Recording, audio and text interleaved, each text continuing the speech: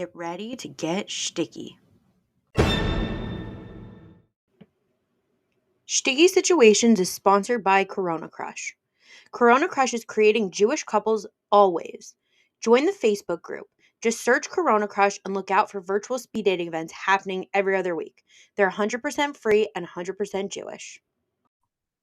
Hello, everybody, and welcome back to another episode of Sticky Situations. I'm your host, Rachel, which all of you already know because I'm unforgettable. Everyone, whatever platform you're listening on right now, go follow if you haven't already. If your platform allows for it, probably just Apple Podcasts. Leave a review, a rating, only good ones though. If you have nothing nice to say, don't say it at all. You can definitely send me constructive feedback in the DMs, but just say nice things, everybody. We need to be nice to each other. Speaking of DMs, please go like Sticky Situations page on Facebook, follow Sticky Situations Pod on Instagram, follow Sticky Situations Pod on TikTok, and if you have a comment, you can DM me on Instagram at Sticky Situations Pod, or if you would like to be a guest on my podcast, you can DM me at Sticky Situations Pod or send me an email at stickysituationspod@gmail.com. You all also know that Corona Crush is my main sponsor, and I post all of my episodes in the Facebook group. So in that post, I also include a link to an application if you want to be a guest. It's a quick link or quick application, nothing too crazy. The links are also on the Instagram page and on the Facebook page. It might take a little digging around. So please also just feel free to DM me. Again, Sticky Situations Pod, or email me at stickysituationspod@gmail.com. Same goes for if you want to date me or any of my single guests. So again, Sticky Situations Pod on Instagram or stickysituationspod@gmail.com. So everybody, let's get into it. Today, I have an extra special guest. Everyone, please welcome to the podcast my friend Mo. Mo, welcome to the podcast. Thanks for having me here. Thanks for being here. Yeah, so my name's Mo, and I'm 38 and I live in Chicago. And you got all of them before I even asked. Oh yeah. The age, look, for those of you who don't know or new listeners, I always ask my guests your age, location, relationship status, and religious denomination, just so all of you can have an idea of what dating pool we're talking about. Yeah, so my dating status is I'm single, and my religious orientation is that or denomination is I consider myself just Jewish. I'm secular, but I'm very culturally involved. Okay, cool. Okay, so should we get right into your stories? Let's get right into it. You have a bunch. I'm excited to hear. So I have a couple weird and scary ones, but I wanted to start off with like a positive note. One of my best dates ever. I got invited to a party, and the party was a friend of a friend who had just moved to town. And they invited a lot of their friends and asked their friends to bring other friends so that the person who had just moved could start off with a bigger friend group.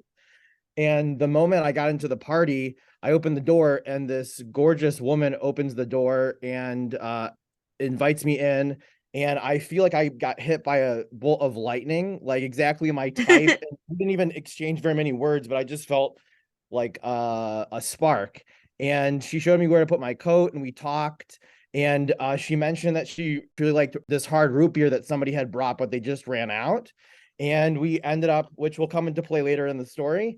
And she kind of like was a social butterfly. I was a social butterfly. We didn't talk very much, but I knew I wanted to impress her and show her that like I was a little different than the average guy. So I kept on looking for during the party, in the side of my eye, I kept on looking for more of that hard root beer. And I found two bottles, and I gave it to one of them to her while she was talking to some other guy, and we did a little cheers, and then I said, excuse me, and we did a cheers, and then I walked away, kind of letting her know I had like listened to her and paid attention to her and whatever. And then she eventually came to me in the other side of the room, and we started talking, and we hit it off. And I wanted to play it cool after the party. She gave me her number, but I was excited, but I didn't want to text her right away. So I was going to wait. At that point in my life, I was like, I had a rule that I waited 2 days if I really liked somebody, not to feel like I was going too fast or something like that. But to my luck, or surprise, she actually texted me first and said she wanted to get together. So I planned a dinner date for us to get together. We got together at a fancy gastro pub, but she ended up arriving like 30 minutes late because she took the wrong bus, but she was communicative about it. So it was fine. And she and I skipped small talk altogether and just vibed and connected at a deeper level. And she shocked me though, and she said that she was going through a divorce, but she was emotionally and mentally past it, and they were not together anymore. And so I was like, okay. And we finished dinner, and we went to like an ice cream parlor, and I made sure to get a root beer float for us with 2 straws. And I made sure that like kind of like 1950s like poodle skirt style, and we ended up like bumping noses while we were, which was the whole point of getting that ice cream. And we ended up kissing and making out like in the ice cream parlor, which was amazing. And we had like subsequent dates after that, but it turned out like she wanted something very casual. She was just rebounding from her divorce, and we split ways. But to this day, I can still remember like every moment of that date. It was pretty vivid. Oh, wow. That's funny with the root beer. It all connects back. Oh, and I forgot to mention something. During the party, we were talking about snacks that we liked, and I really like certain Japanese cookies, and she really likes chocolate chip cookies. So separately, we had brought each other little desserts to share with each other without even telling each other that we were going to do that. So it was like a little cute moment during the date. That's so cute. My only thing that I will say, why would you wait 2 days to text her if you're excited? Back then I overanalyzed everything, and I read a lot of books and watched a lot of YouTube videos about how not to be too aggressive or too needy or too whatever. So I would err on the side of caution and made a rule. I made a lot of rules back then, but not anymore like that. Yeah, because I was gonna say if I meet a guy and he gets my number and I don't hear from him for 2 days, he's dead to me. I have a 48-hour rule. If I don't hear from a guy within 48 hours, he's dead to me. Like, Yeah. Well, before I was afraid of like being too eager, but now it's like there if you like the other person and there's a vibe, it's not like, oh, you texted 5 minutes too early, they're not interested. It's like just talk to them like a human and just let it happen kind of thing, you know. yeah, it's nice for me as a female, which I also try to give back. Sometimes I'm not as good at. I like knowing when a guy likes me and like he's excited about me. I think So it's kind of refreshing when you both express interest and you're just yeah, like direct about it. yeah, I agree. So I'm trying to be better about it. I've been told by male guests and male friends that like guys need some reassurance too. So It goes both ways. I think the more we can see the commonalities that we both have, the better. So yeah. Okay. So that was a good date, even though it didn't work out. So do you have more good date stories or you want to move on to the bad dates? I have one that's I would call interesting. It's neither good nor bad, but it's Okay. interesting. Okay, let's Um, hear I call it dating for data. So, it. back when I lived in San Francisco, I still design apps and websites, but back then I had the idea, like everybody has a startup that they start. So I was like, oh, I'll go along with the bandwagon and start my own startup. So at the time, I was really frustrated with certain elements of online dating. So I thought, why don't I design a better dating app? And I enlisted 2 of my friends from grad school to help me. And we entered a hackathon, which is basically a weekend long competition for people in tech to pitch their ideas. In this case, we were pitching to venture capitalists. And here's the grand idea that I had at the time. There is a lot of back and forth of like when people can meet up and where to meet up. And you can check with somebody for weeks. They're out of town, you're out of town, you're busy. So what I wanted to do was swipe like Tinder, but it only shows you the people that are free the same nights of the week that you are. Kind of syncs with your calendar and your phone. So the Mhm. idea is if you swipe right on somebody, they swipe right on you. You're both free on Thursday. Get off the app, go in the real world where there's chemistry, and go on a date. So we worked on this, and while I was working on it, I was also dating personally, and I was doing research about people dating. So I was interviewing people about dating. I would basically go to in San Francisco. People hang out outside in parks all the time since the weather's pretty nice all year round. So I'd actually go to these parks and interview people about what they were frustrated with online dating. And so my life became, for work and for my personal life, it was just all dating all the time. And I was on at least a dozen dating apps just trying to experiment with the competition and stuff like that. Well, lo and behold, I meet a woman on Hinge, or was it OkCupid? One of those two. And she actually owns her own dating app for seniors. And so we started dating, and we dated for a couple months. It was not the longest relationship, or it wasn't even a relationship, but we were just like together for a little bit. But we would get into these philosophical discussions and passionate about the psychology of dating and the dating app marketplace and that kind of thing. But it was just like unhealthy to be dating somebody who's working on a dating app also, and it was overload. So she was not the right person for me. But and the app, what happened with the app was after 3 or 4 months in design and development, two different apps came out at the same time that had exactly the same features, and they both flopped. So I just kind of gave up on that idea. But what I did learn is that I personally prefer to meet people in real life, and I use the apps to supplement that. But back in the day, it was reversed. I was always on the apps, and I used, a little bit of in person to supplement that. But I think I learned to settle down and not try to date so aggressively, and it helped not to have it professionally as part of my agenda too. And as a result, I think I date more mindfully and have had better connections with people just by like not overdoing it. That's good. I sometimes I have it on my professional agenda as a podcaster about dating. I when I first started the podcast, I was like really forcing myself to go on dates with people just for research, I guess, data, as you said, Yeah, dating for you data. can always learn something. I mean, like I am looking for my husband, but I was like saying yes to guys like just for content. And now I'm just like, I don't want to date any of you. I don't even need content. I'll dig up It's old content. dating is dating can be draining. It does zap your emotional energy, whether it's good or bad. You're expending that energy. And when I was going out with people more liberally for the story and for the learning, like it made me a lot less able to be present for those other people that I could have connected with. For me, Yeah, no, for sure. For me, it was just like I don't want to be on the date with these people. I'm wasting my own time and probably their time too. I mean, I'm a good date no matter what because I bet. I do all the talking, so it's very easy.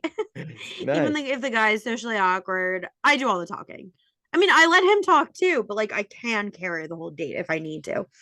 That's But a good power to have because sometimes it's sorely needed. yeah, I've also like stopped wanting to do that. So I'm just like, nah, I don't have enough time for that. I'm Yeah. too busy. Work, podcast, friends. Yeah, I'm just, yeah, it's like quality over quantity, and really having that mindset and that intention to not to have a certain bar that you don't go below, so your time is respected. Exactly. So, I mean, even if it's just like I was going out with guys who are less religious than me, and I'm like, okay, I'm doing it for the story. It's okay to go on a date. It's okay to let him buy me a drink, like whatever. But I'm like, it's just a waste of both of our time. Yeah, So, and especially if they get emotionally involved, even after one date, you can get excited, and it makes yeah, that's sense. true. That's true.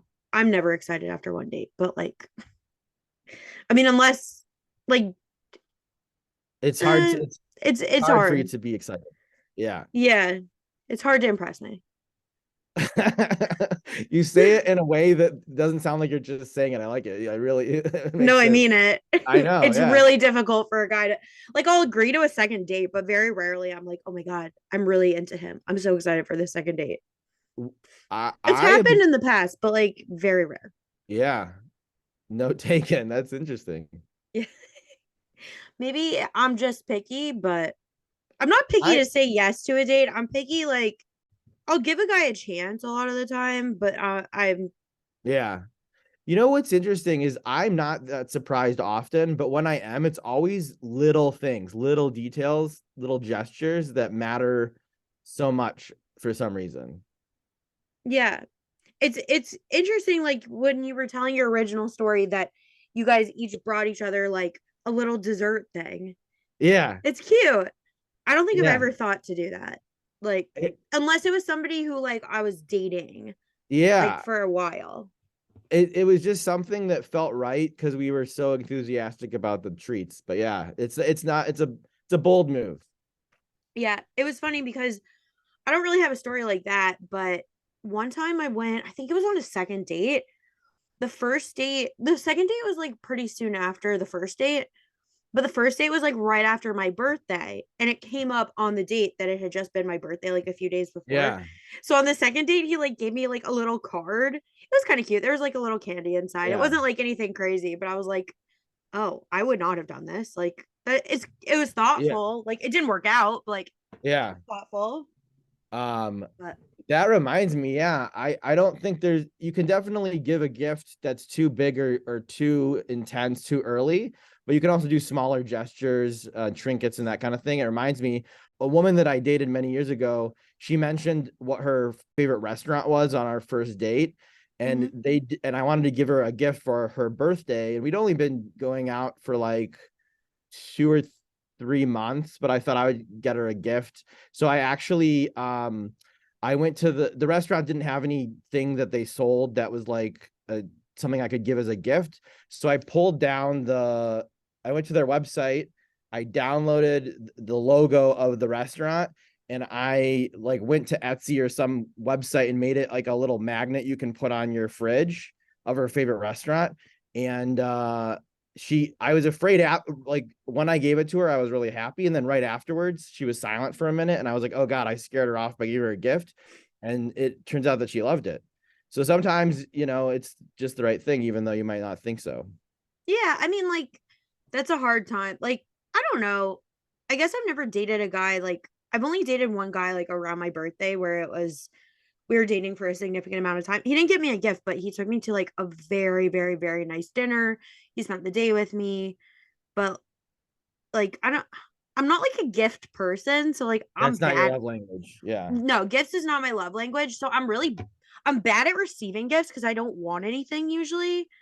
It like for me it's the thought like for me with him like I much I much preferred spending time with him and spending the day with him even if he didn't take me to fancy dinner like just like spending the Yeah. time um than a gift because gifts stress me out because then if someone gets me a gift I'm like oh no what do I get them There's this so pressure of reciprocity. Like you gave me, I need to give you. And some people are more thoughtful or talented in giving gifts. mhm. I listened to a podcast a couple months ago about how to give better gifts. It was randomly in my feed. And they said for people that are hard to shop for, buying the experiences for them and for things, having a list of things they might want, and you can pick something off the list and still surprise them. That's like the technique I've used. Yeah, usually I just give them food. I'll bake You can't go wrong with cookies food. or buy them candy. It also depends. Like a guy I'm dating for like months is very different than a guy I've been seeing for like a month. That's true. That's true. But even though it's the same, let's say you're dating two people and they're both a month, one could be more intense or more natural than the other. And you could do so much more in a month than another relationship too. No, that like both of my past relationships haven't been like that long. Like my longest relationship was 6 months. My Okay. next one was 2 months, but like it was serious. Like it was like very like at least the first one started off like whatever, but the second one was very like marriage minded. Like we're dating to see if Oh, we like each other to get married. So I mean it didn't work out, but like yeah. I That's felt like actually, oh, go on. no, I was gonna say it's just like when you're more intentional with it, it's it feels different. Like Very yeah, much it's you so. still have the time that it takes to like warm up to a person and like develop feelings and everything, but it's different when you're just dating to date and you're than when you're like dating with intention. Exactly. I'm trying to be more intentional and congruent in my actions with my intentions. So I'm trying to do what I say I'm going to do. And I'm trying to be more marriage minded in my dating habits and how I approach and present myself. But it's a refreshing thing. Like dating in my 30s is like putting deal breakers out there earlier on, putting boundaries and desires and goals and values up at front. It's more like traditional orthodox dating does that. It's built in. That's part of the system that I really like enjoy, even though I'm not orthodox, you know? Yeah. No, for sure. Like, I very rarely have I dated to date. Like, sometimes, like, yeah, okay, I get bored. I go on an app. I'm like, okay, I can meet people, have a nice time. You never know what's going to happen. But a lot of the time, I'm like thinking to myself, I get a match on an app, or I meet a guy, or I get a suggestion. It's like, okay, does this person match up with what I want and what I'm looking for? And like, I don't know. I'm not looking to waste time. I'm ready to like meet someone and be down the aisle in a year. Like, I'm not looking to just like hang out and go on dates for fun. Like, Yeah. yeah, dating should be fun, but like, I'm not just doing it for the fun of it. Yeah, that makes sense. I'm in the same boat too. And I'm interested though, why did you put a time, like a year time limit or goal in that statement you just said? I mean, it's arbitrary. It doesn't necessarily have to be like a year to the day. It just also, I think in orthodox dating, it's it people do date for shorter time periods, and I'm like ready. I It's just saying like I'm not looking to date someone for like multiple years and then get engaged and then get married. Yeah. Like I'm ready. I want to find someone who's also ready to like settle down, and once we know that we're each other's person, then like why are we wasting time? Like, let's start life. Yeah. Well, I think it's great that you know what you want and it's very clear and you're very succinct and specific about what you're going for. Yeah, but that's why but even though I say all this, I'm just like done dating for now. So, but we'll Yeah, see what I hear happens. that. Yeah. We'll see what happens. I'm just focusing on I started a new job like a couple months ago.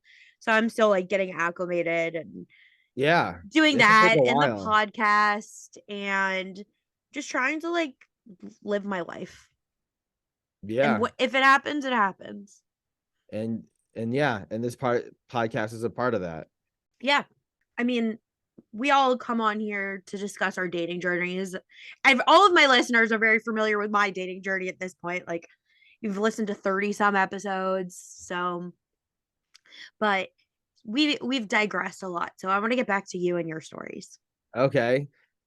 This one, I'm calling it my scariest date I've ever had. Oh gosh. Actually, I tried practicing this story yesterday and I got so flustered because I hadn't told the story in such a long time. But anyways, okay. So, this was a long time ago. I had just moved to Chicago. And I went to my old roommate's brother's party, and there were about like 30 people there at the party. And there was a lot of commotion and like loud voices coming from the living room. So I went into the living room and I found two people arguing with each other. And one of them was this woman that I found very appealing. And even though she was yelling at this other person, I still found her intriguing. So when they were done yelling at the party over something, I pulled her aside and I was like, I don't think you were very like respectful to that person in that argument. And we're at a party and we're just trying to chill out. So I kind of called her out on her behavior, which I never really do, but for whatever reason I did. And she admitted that she had made a mistake and she actually right then asked me for my number. And I was like, I just criticized you for being rude. Why would you give me your number? She's like, you stood up to me and called me out and I was wrong. And that's really attractive. So I was like, okay, sure. And I was just I was intrigued even more because I didn't expect that.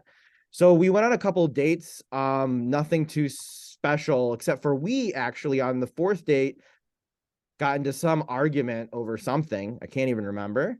But A couple days later, she said she wanted to make it up to me on a special date that she was going to plan for us. So that would have been the fifth date. And she wouldn't tell me anything about it, even though I asked follow-up questions. And she's like, just hop in my car and I'll drive you to where we're going. And we went to this abandoned parking lot with one other car and ours, and all the business buildings were all beige without windows. And we go into one and we're in the waiting room, and I'm like, what's going on here? She's like, oh, the surprise is right on the other side of that door. And I was like, what? So then she opens the door, and there's another woman in the room, and she's like, come in, come in. And it turned out that she had been seeing this therapist, and she was also a couples counselor, and she tricked me into going into couples counseling after the fourth date on our fifth date. And during this time, all that can go through my head is that, like, this person is not mentally where I want them to be, that they think it's appropriate to bring me into this kind of situation. But I didn't like want to freak her out by like, she was my ride. I couldn't leave. So I ended up in the session, and we were in there for like half an hour. And basically I told the therapist I felt ambushed and lied to and deceived. And we were only on a fifth date. And I thought therapists are supposed to be impartial, but she was like, Mo, you're right. This isn't, I didn't know it was happening either. And this woman exploded on me and her therapist and was projecting a lot of things from her ex onto me, even though we had only had like 4 dates. And then she drove me after that gruesome experience. She ended up driving me back to her place where I had parked my car, and I never like heard from her again. But like to this day, I don't know why that happened or how that happened. But I for a couple months afterwards, I thought like she would just like show up randomly at my place, and like I just had bad vibes. And so that was really scary for me at the time. No, that sounds like pretty crazy. Yeah.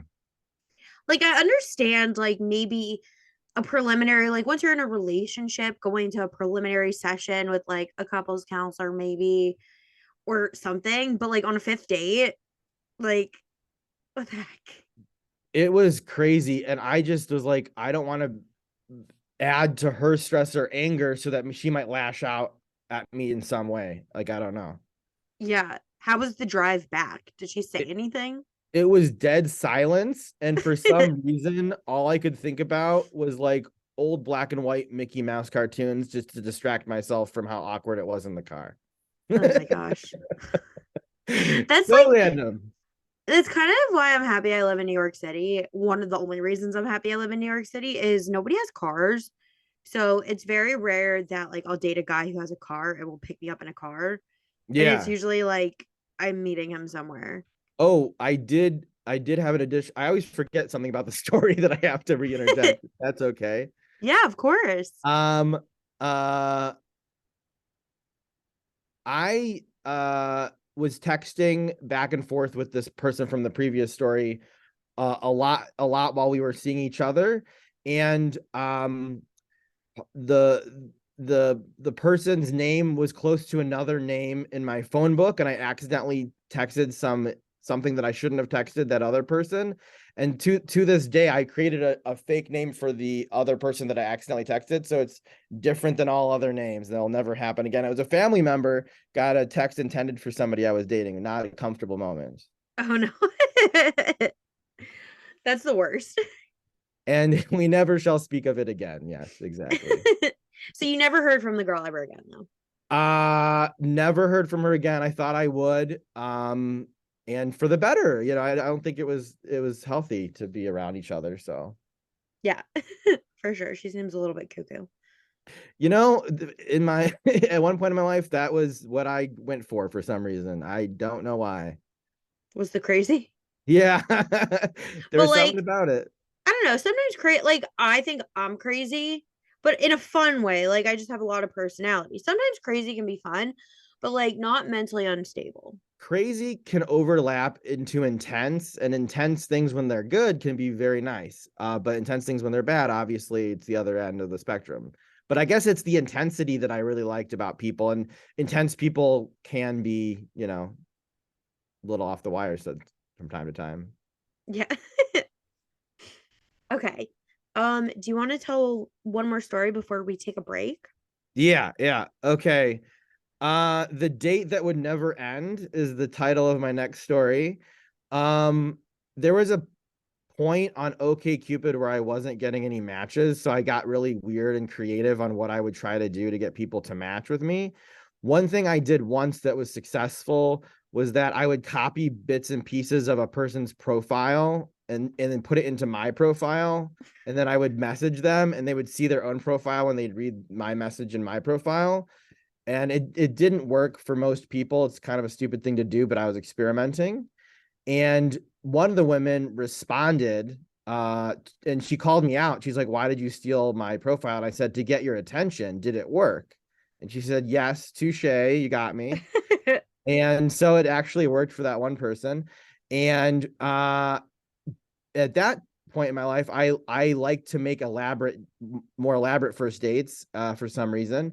So I had planned a couple things. If the date was going well, we would do multiple things. So the first thing I wanted to do is I heard of this local art gallery that was showing a bunch of local artists, photography, painting, graphic design, illustration, that kind of thing.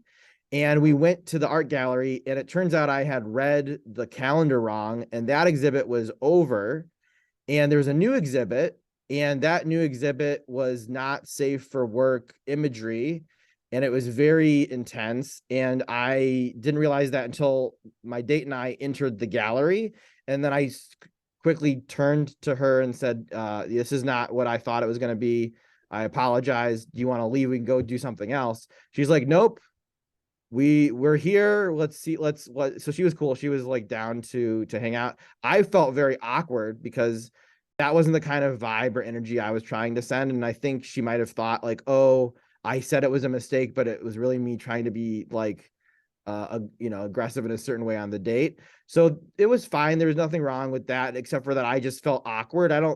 I tried to hide it from her. I don't know if she recognized that I was awkward, but I felt completely out of place because I would never want to put somebody in that position, even though she was cool about it. So after that, we went to like a dive bar that had a record swap. This was like down the street, and I'm kind of into punk rock, so I wanted to find some records, and she started making fun of me. And usually on a date, if you flirt, you can tease, you can roast somebody a little bit, but there's like a line and an attitude, a tone of voice, where she was like being very disrespectful to me.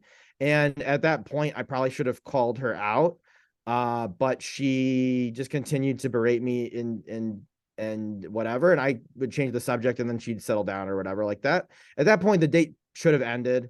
But we went further. We went back to my car and then went to like a wine bar and got glasses of wine. And like then she reveals that she didn't put this in her profile, but she's like got kids. And at that time, I wasn't ready to have kids in my life. So that should have been, let's end the date.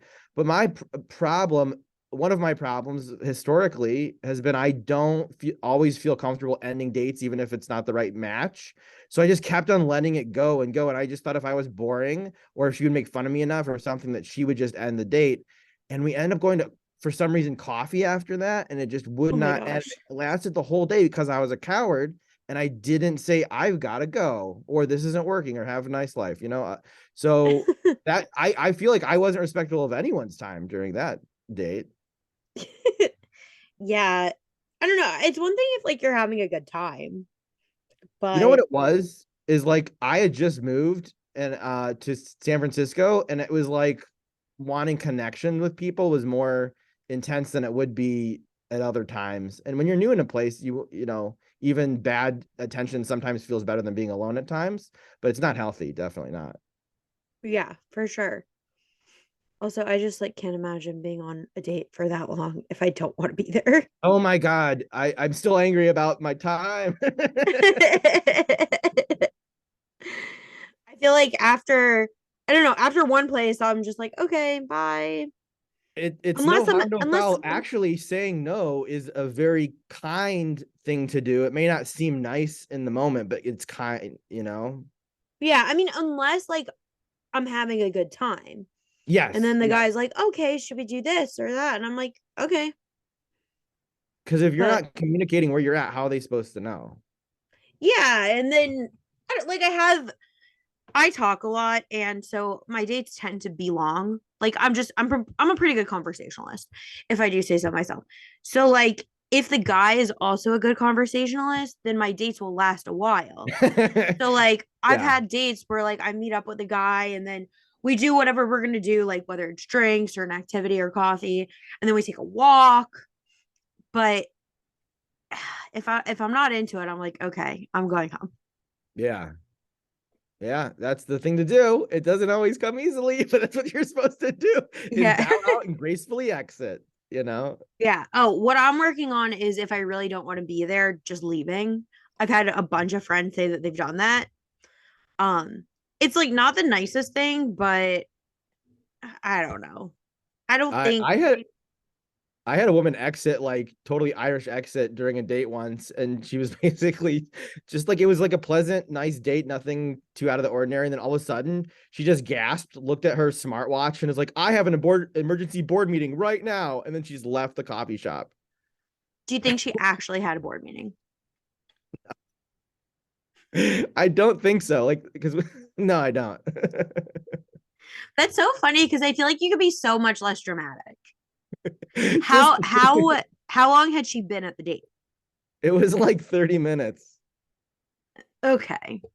I feel like at 30 minutes for coffee, you could be like, oh, actually, like I have to go now. Yeah, just tell me that, but don't act surprised and panicked and then run out of the door. Yeah. I'm like impressed. I wouldn't be able to act that well. I'm like bad at acting in general. Like, I don't know. I had a video call and I'm just like, I don't want to be on this anymore. Like, from the second I got on, I'm like, I don't want to be on this. So, my friend asked me to, if she could pick something up from my apartment earlier. So, I texted her like right when I got on the call and I decided I didn't want to be on it anymore. I'm like, come now, text me when you're here. So I can, like, she still like is about a 20-minute walk from my apartment. It's not like she was going to stop by in 30 seconds. Yeah, But I'm like, exactly. come now.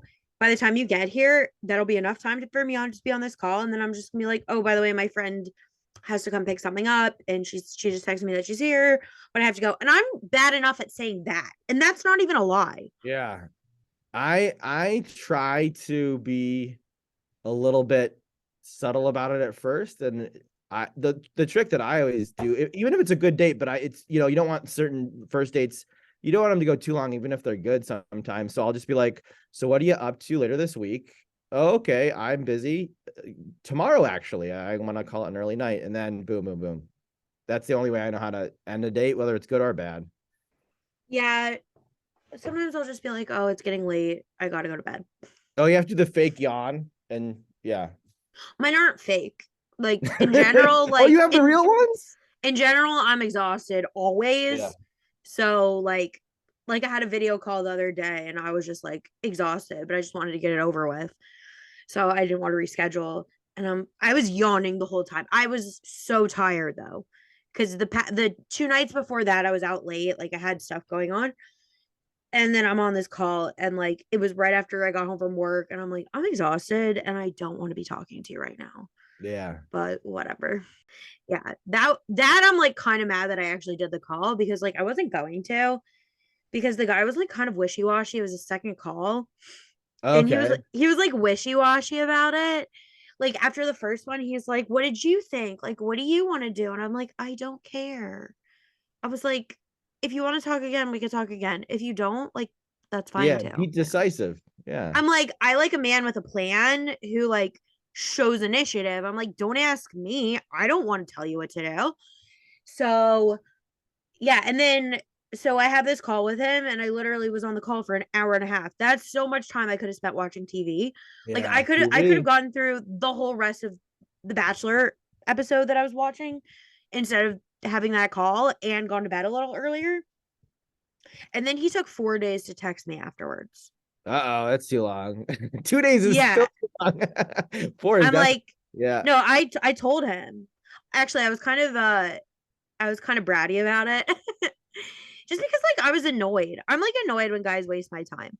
I didn't really care about him. Again, like I didn't even really care about having the second call. Like he was fine. If he would have like shown interest and like taken more initiative, I might have been more into it. Like he was fine. I was just very neutral about the whole situation. But he he took 4 days, then he's like gives me a whole speech about how he just like doesn't think this is a good match, and like we have different like we want different things. And I'm like, cool, cool, cool. You could have messaged me this like the next morning. Like, I don't care. Yeah. But I'm like, the second I don't hear from you within 48 hours, it's done anyways in my head. I think that's a good judgment call. Yeah. Yeah, because listen, I've had situations where I know that a guy likes me, and like all of my listeners just know my date. One of my dating rules is if he likes you, you'll know. And same goes for guys. If she likes you, you'll know. And like Yeah. Yeah. people who True. are excited about you act excited about you. And like I don't for me when I'm neutral, if the guy is excited about me, A that's neutral's a negative. attractive. Yeah, but like if I'm like neutral to a guy and he shows like excitement about me and he takes initiative, that makes me more attracted. And Yeah. that makes me more excited. Well, it's like the chicken or egg. Like, in order to be, not just like physically, but like as a person, in order to be turned on, you have to like show that the other person has interest, and that's attractive to be shown interest. And so it's chicken or the egg. Who's going to show it first? Who's going to be vulnerable? Who's going to take the risk to put their interest out in the world? Yeah, I mean, like in this case, in this scenario, I wasn't I wasn't particularly interested. No. If he was interested, that might have made me more interested, but I wasn't going to show like super interest because like I didn't really care. Not caring is a good way to go into dating, like at least not caring about the expectations of the results, but just Mm-hmm. I yeah. just care that he wasted an hour and a half of my night and then didn't text me for 4 days. Yeah, that's bad And I etiquette. called him out. I called him out. I'm like, just so you know, for the next, I'm like, honestly, like, whatever. Like, I don't care.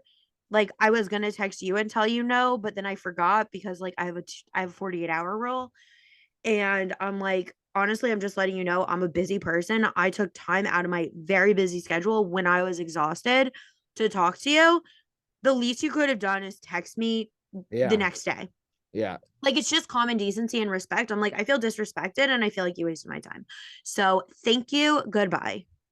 Yeah. So, Short and and if sweet he's to the listening to point. the podcast, learn your mistakes for next time. Yeah. Yeah. I like how you Make take sure that to victory sip of whatever you're drinking right after it's saying water. It's water. that. Down that water. Yeah, like I don't know, just be better for the next girl. Boom. Yep. Boom. And on that note, I think we should take a quick break to hear a word from our sponsors, but we'll be right back. Sticky Situations is sponsored by Corona Crush. Are you tired of swiping on dating apps? Tired of guessing whether the cute guy or girl you keep seeing around is Jewish and or single? Then you need to run, not walk to join Corona Crush. Corona Crush is a Jewish organization working to create Jewish couples always. Corona Crush has over 30 confirmed engagements, over 22,000 members from all over the world, and has set up over 50,000 speed dates. Join the Corona Crush Facebook group and post yourself or have a friend post you and see who reaches out. Fill out the survey to sign up for virtual speed dating events happening every other week. Corona Crush is 100% free and 100% Jewish. Worst case, you end up with some stories of your own. Best case, you find the love of your life. Try it out today. Here on Sticky Situations, we tend to focus on bad dating stories, but sometimes dates do go well and lead to proposals and weddings. Who would have thought? And what do all of those require, you might be asking? Well, the answer is flowers. Who doesn't want flowers from someone they've been seeing? Don't forget, flower petals and bouquets needed for proposals. And that's even before all the flowers that go into weddings. Sticky Situations is sponsored by Primrose Flower Shop. In my opinion, Primrose is the coolest flower shop around and has the best customer service to fulfill all of your floral needs. Primrose offers a range of services from your basic bouquets to subscription services where you can get flowers delivered once a week. They deliver all over the tri state area, including Manhattan. Primrose does weddings, bar and bat mitzvahs, and other simchas. I've personally been to a wedding where Primrose did the flowers, and the work they did was beyond gorgeous. Primrose additionally offers in-store proposals, including a romantic setup with candles and music. Primrose is located at 2922 Avenue M in Brooklyn, and the phone number is 929-376-9815. You can also follow Primrose on Instagram at PrimroseNY. So, if you can't get someone out of your head, buy them some flowers from Primrose. They'll either love it or they'll find you really creepy. But regardless, the flowers will be out of this world. Okay, we're back. Okay, so Mo, you let me do too much talking. You have to I want to hear it from you. Oh, I I don't want to got hear from more. me. Yeah. Yeah, let's hear it. Let's hear your stuff. So this is the date that changed my mind about ghosting. And there was a woman that I would just see at various events throughout the city, and she turned out to be a friend of a friend. And I kept on going to parties, but not crossing paths with her until finally our paths crossed at this bar. One night we were doing some kind of event for women entrepreneurs in Chicago, and we hit it off. And she mentioned that she was into mindfulness and meditation and Buddhism and that kind of stuff. And so I thought it'd be kind of cool. There was a Buddhist temple or like place near where she lived. And so I thought it'd be a fun date to go do a little bit of meditation together and then go to get dinner. So we did the meditation. It was hard to concentrate since she was right next to me, and it was a first date, but I tried really hard to be present in the moment, and it was pleasant. And they gave a little lecture about Buddhism. And then but and it doesn't necessarily like feel like a spark, or like it doesn't feel like a date. It feels kind of like we're hanging out, but I'm hoping that that vibe will change. Then we go to get dinner, and we got dinner, and it was wonderful conversation. And then I offered to, like, I asked how she got to the restaurant that we were at, or the bar, for our date. And she said that she had gotten an Uber, and I said I drove my car, and could I drive her home? She said no, which I thought was a sign that either she wasn't that comfortable with me or wasn't into me or something. But she went home separately from me. And I texted her the next day, like I had a nice time. And she actually, right after that, called me directly afterwards, which got me really excited because I didn't want to text her. I wanted to talk to her. And she actually on the phone let me down and told me she wasn't interested. But the fact that she told me verbally, and she was very direct about it, basically I asked her, like, why would you call me after just one date to tell me you're not interested? And she said, we are in the Jewish dating pools. We're going to run into each other, and we're going to run into people that we know. So I want to be the like most respectful and kind that I can be. And after that, like, there were times where I admit I have ghosted people, and there are times when I've gone silent, but literally ever since that date, she led by example, and I always text somebody that I had a nice time, but I'm not interested. That level of closure just makes the dating experience that much easier and more enjoyable. And I, had never expected to be treated that way before, and I want to treat other people that way as well. So Yeah, I don't believe in ghosting. I think like if you're just like on an app or texting or whatever, like fine. You don't owe each other anything. If the conversation drops off, the conversation drops off. It is nice to say, "Oh, by the way, I'm not interested anymore." But I think once you've like talked on the phone or gone on a date, like ghosting isn't cool. I I'm the type I don't like leaving. I also don't like leaving open ends. yeah. So I'm like, I don't want some guy to just think he could come back into my life like months later because like he ghosted me like months ago. Like no, if he wants to come back into my life, obviously like try to come back into my life, but just to leave it open and like no response is not my thing. So if I'm not interested in a guy, I do usually try to text. If I'm neutral, I might see what he texts. Yeah. But if I know I'm not interested, I'll send the text that night. I'll send it that day. I love that. I wouldn't call a guy though, unless we were like dating. Well, Like, calling was a little intense, but it was mhm. so refreshing. I don't know. Like I've had things ended with me over the phone, and I'm just like, this is like unnecessary. That Like that's true. after like 2, 3 dates, like you don't need to call me. Just send me a text. Cause okay, but I guess I should preface that I hate talking on the phone. So Oh, there I'm we like, go. I'm taking time out of my life to talk to you on the phone just for you to tell me you don't want to date me anymore, which is fine. Like it's fine that you Yeah. don't want to date me anymore, but just like send me a text. Don't waste my time. I don't want to be Yeah. on the phone with you. So like don't waste my time. Like it's a nice sentiment, but like it's really fine. Unless we're like in a relationship or like Yeah. multiple dates. But like 2, 3 dates, I don't care. Send me a text. Yeah. Yeah. I'm If usually the one only. like ending things, but Oh, okay. Interesting. yeah, I just wish more. So ghosting. Some people are not confrontational. Some people are not mature communicators. There could be a million reasons why they ghost. But like, I think it leads to a toxic dating culture that doesn't make it easier for anybody because they're trying to be nice by not saying I don't like you. They're not being kind. They're just being nice. yeah, and it's easy to say, hey, like I've enjoyed talking to you, but I'm just not interested. Actually, this is kind of random, but I have a question for you. Sure.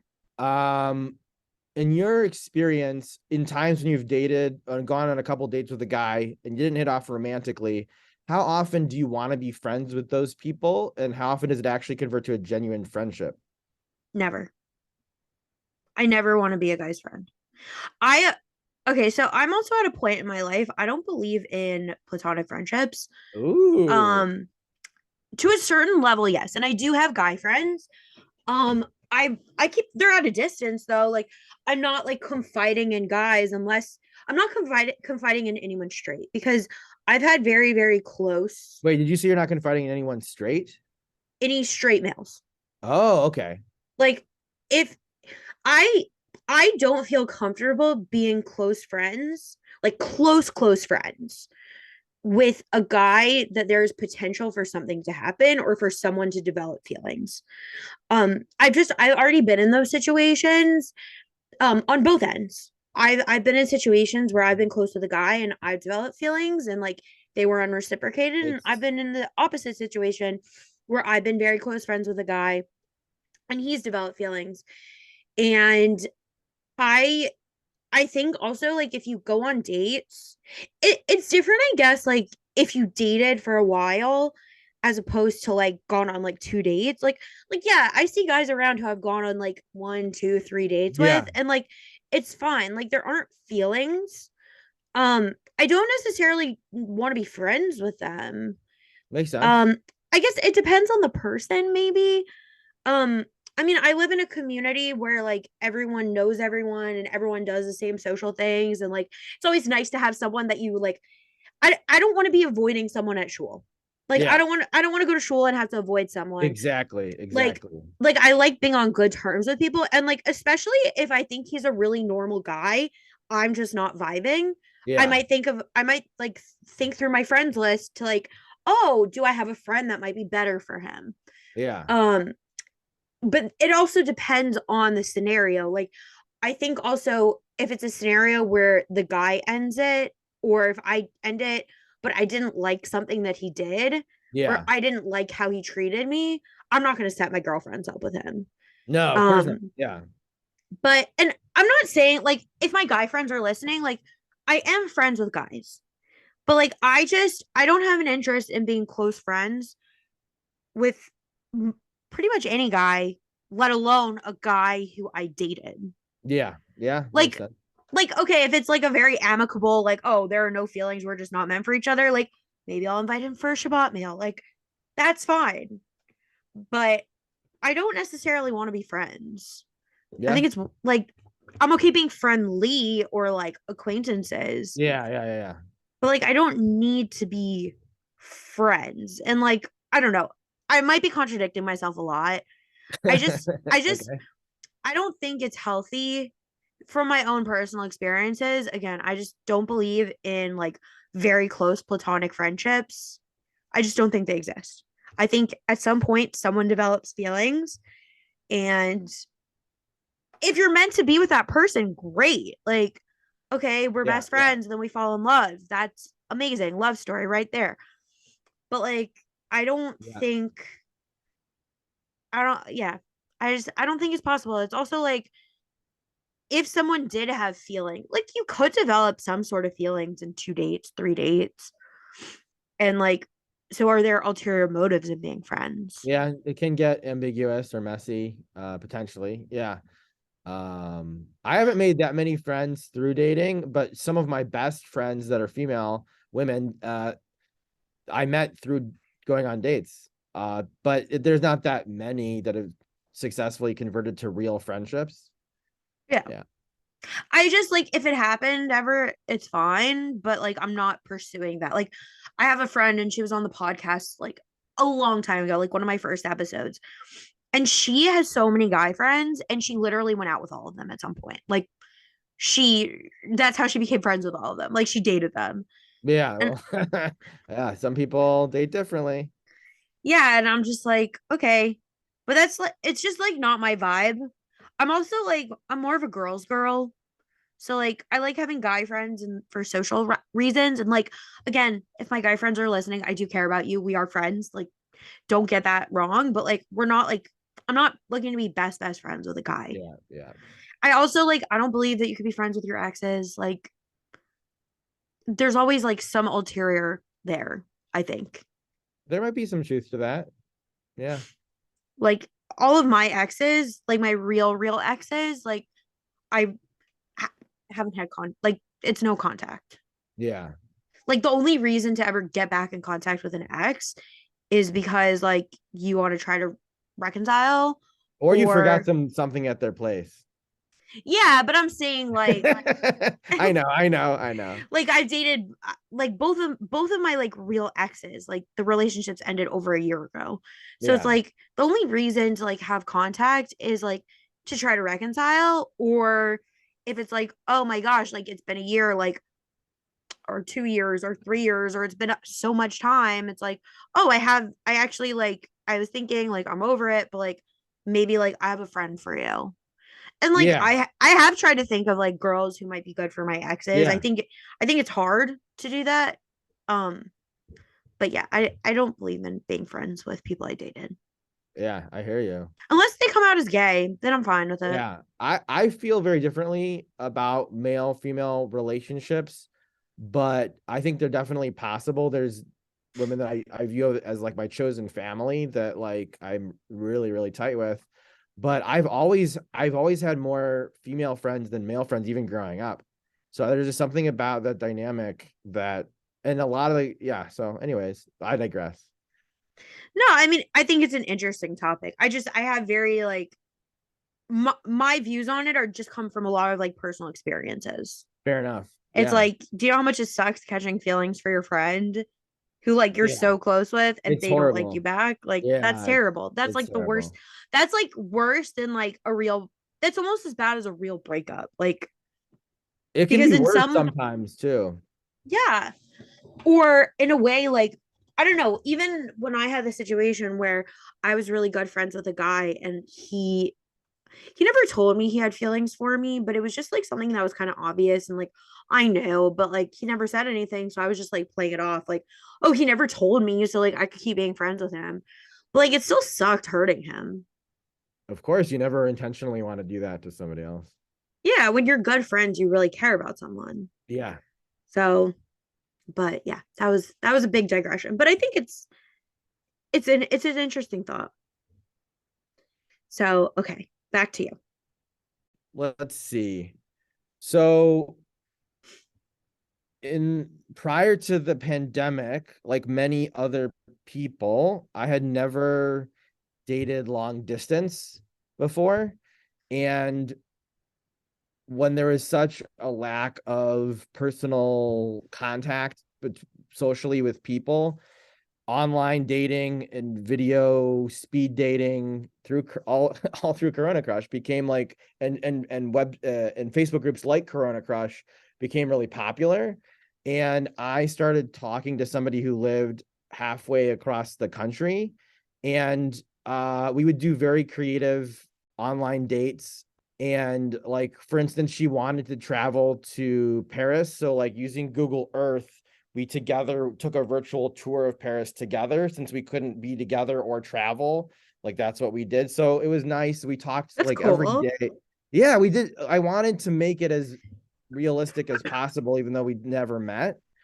So we Mhm. would do dates like that all the time. And we talked every day. Like at night, we would talk for at least half an hour. And it was amazing. We did that for like, I don't know, a month and a half. And then during the height of the pandemic, we both chose to meet each other roughly halfway. And the connection between us was really strong and it was amazing. It was so euphoric because not only was I with somebody that I was romantically interested in, it was like the first of that kind of like human to human interaction in a dating context in real life that I had had in a long time since the pandemic made it impossible. And we both stayed at different Airbnbs and then we would hang out with each other during the day. And we didn't want to put pressure on each other to do anything. So we kept it like very old school and took things slowly.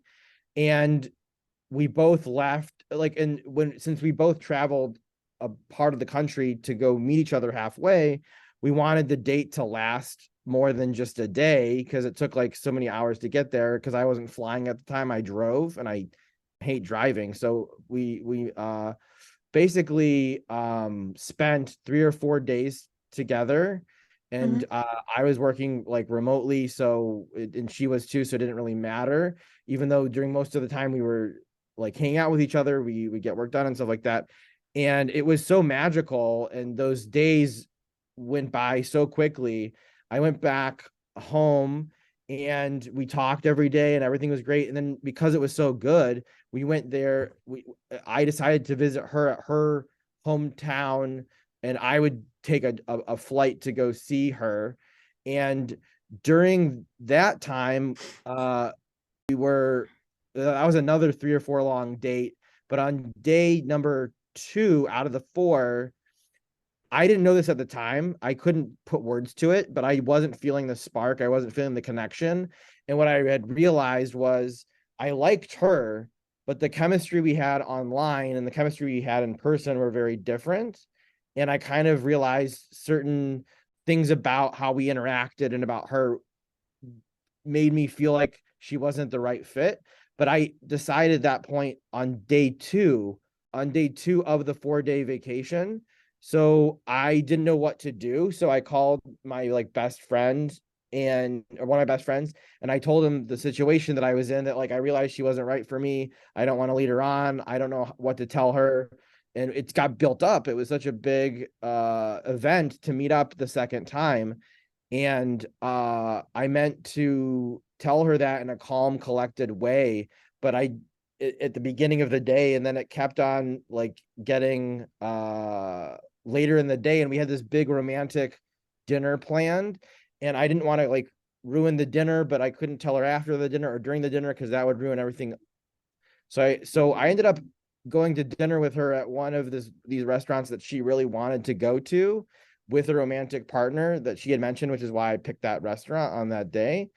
And we had a lovely dinner, and she did one of the most little, like I said before, the little things matter. Like Mhm. I mentioned that one of her carrots looked so vibrantly orange and delicious, and she actually asked the waiter to ask the chef to make me a version of what she had on the side, the carrot.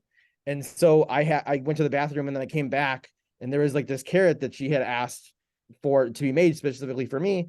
And then I felt like so horrible because I knew that I was going to break up with her at some point. We go back to her house and I tell her that I'm not like feeling it. I don't know why. I'm confused, but I just know this isn't the right fit. And whatever I said didn't make sense to her or wasn't enough for her. And she was very upset because it was so abrupt. We had just gone to this wonderful dinner, and here I come and like wreck the evening. And I started crying, and then she started crying, and there was like, I didn't know what to do. So I just called like a hotel near where her house was. And I went to the hotel, slept over, and then got changed my flight to the next day and then flew out. And I ended up losing touch with her. She reached out at certain times. I reached out at certain times. during the pandemic, I went through some health issues, and I feel like I really, really hurt her. And to this day, I still feel horrible about it. And my feelings about long distance dating have changed. I think the spark, the connection, the chemistry happens in real life, and it's very risky to make big decisions. And I know people that have done long distance and made it work, and I know people during COVID that have met, and that's great. It's possible, but I don't want to build up or a different kind of chemistry in order to only later discover that I wasn't feeling it. And I mean, she was nothing but wonderful to me the entire time, and I never meant to hurt her. But I think looking back on it, it was I hadn't seen anybody and been with anybody for so long. Like being with her was like so mesmerizing that it was hard to separate connecting with somebody versus connecting with her specifically. And Mm-hmm. I still think of her and I miss her to some degree, and we're not meant to be together. But the pandemic just forced us to like move that level of intensity up in the relationship, you know? Yeah, no, for sure. I I don't know my feelings about long distance. I think like what you're saying, if you're gonna date long distance, there has to be a very short term plan to meet soon. I haven't had any successful long distance dating on my end. Like over the summer, like I talked to a few guys. Like one of them was supposed to come and see me, and like I like that I was excited for that. Like, oh, like we had really good chemistry over the phone. We video called, we talked on the phone, but it also like wasn't so long term. Like probably like a few weeks into talking, he's like, okay, I'm gonna like come to New York. Like he had other things to do here in New York, so he's like, I'm gonna come, and while I'm there, like we'll go out one day that I'm there, and like we'll meet in person and like see what this is. So I'm very like into that. Like if it is long distance, like make it so definitely like make sure like you talk before and there's a little bit of a connection to just see if there's something. Um, but definitely like have a plan to see each other soon, which during Yeah. pandemic is not like easy, but I or kind of possible. felt I kind of But felt like it was like we were in a movie while it was happening because everything was so compressed and intense and yeah. so vivid. Yeah.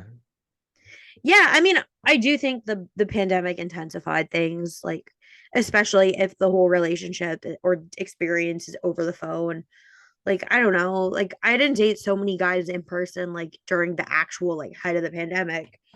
Most of it was over Yeah. the phone, and all of that was like, oh my gosh, like it wasn't serious at all, and like I wasn't really serious about it. I know he wasn't serious about it, but like I talked to a guy who was in Israel for like 2 weeks, and like it wasn't intense. It was intense. Like we basically talked the whole time, like from the time I woke up from the time until the time he went to sleep. Oh, And wow. like although it like wasn't ever gonna be a thing, and a lot of it was just like, I don't know, pandemic boredom Oh and my God. like I would talk to people all over the world due to pandemic boredom. I was talking to people in Japan and in Moscow oh wow. and in Israel, and it made no sense to talk to people that far away, but like at that Mm-hmm. point, people were doing whatever they could do. Yeah, and then like in the 2 weeks we were talking, he was like, okay, and I'll come to America at some point. I'm like, bro, the borders are closed. Like sure, we can fantasize about this, but like the borders are closed. Like we could continue talking, getting to know each other, but I don't know. It ended for other reasons. I'm pretty sure Oh, he's okay. like a semi psychopath, but like Oh, whatever. I had fun during my pandemic boredom for 2 weeks. It was like something else aside from work that got me out of bed in the morning. Like, I hear you on oh, that I get one. to text this guy and talk to him, and like we had like fun flirty banter. So like that was fun for 2 weeks. Yeah. But yeah, like I know what you're saying. I don't know, but at the same time, like never discount long distance. Like I haven't aired the episodes yet, but I sat down with each of my parents Ooh. for the podcast, so everyone stay tuned for those. They're recorded. My mom just might want to re-record hers, so that's why I haven't released them yet. But my parents actually met. They met in person first, which I think is different. Yes. They met in person first, and then their entire dating relationship and engagement was long distance. They didn't live in the same city until they were married. And they've been I married for 30, 32 years. wow. Yeah. I So, would like to be more open-minded about long distance. It's just I don't want to repeat the same mistakes, and it is risky to some degree, but like love can prevail, that's for sure. yeah, for sure. Okay, Mo. Do you want to tell how many more stories do you have left? I have no more stories, but I do have a one or two notes. Give me 1 second. Okay, sure. I mean, there's nothing too special. I think that's most of what I had planned. Yeah. Okay. Okay, so if you don't have any more stories, then we'll get into our ending or wrap up. Okay, so I know we've like talked throughout and given advice throughout, but can you give my listeners one piece of dating advice? Dating is kind of like playing sports. It can be a long-term enjoyable thing if you play the right way with the right mindset. So play not to win, but play so you want to keep on playing the game. Okay, that's nice. That's good. I like it. Play to have fun, but like in a good way. Yeah. Follow where that fun leads you, you know? Yeah. And then last but not least, Mo, can you tell my listeners what your Real Housewife tagline is? I'll try most anything twice. I don't know why I said it with a southern accent, but that's how I imagine the housewife being for me. Okay, so you're one of the Southern housewives. Yeah, yeah, There's enough of them. There's Dallas, there's Atlanta, like there's some yeah, Southern yeah. in there. I don't count Florida as the South, Okay, fair but enough. there is Miami. Miami like isn't the South though. Maybe True. certain parts of Florida are in the South, but like Miami like isn't the South. Yeah. Nothing against Miami, but like it's not the South. I don't think they have Nope. Southern accents there. Nope. Nope. But okay, well, Mo, this has been really, really great. Thank you so much for taking the time and coming on. This was wonderful. Thank you. Of course. And Sticky Situation Nation, you'll catch me next time. Bye, everybody.